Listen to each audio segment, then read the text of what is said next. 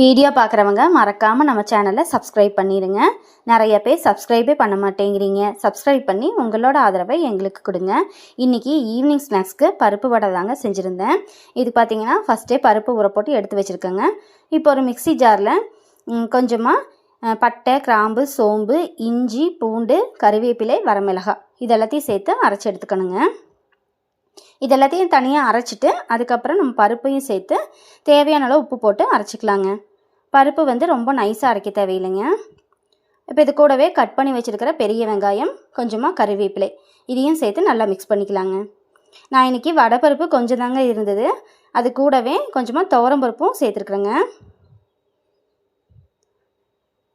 இப்போ பாருங்க, மாவு வந்து நல்லா மிக்ஸ் பண்ணியாச்சு.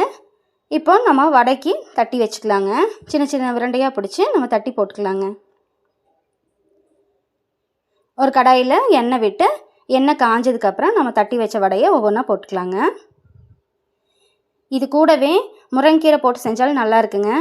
ஆனால் நம்ம மழை வந்துட்டுருக்கங்காட்டி கீரை பறிக்க போகலைங்க. இல்லைன்னா கீரையும் பறித்து சேர்த்துருப்பாங்க, டேஸ்ட்டு நல்லாயிருக்கும். நான் அதுக்கு பதிலாக கறிவேப்பிலை வந்து நிறைய சேர்த்துருக்குறேங்க. இப்போ நல்லா வந்து ரெண்டு பக்கமும் வேக வச்சு எடுத்துக்கலாங்க.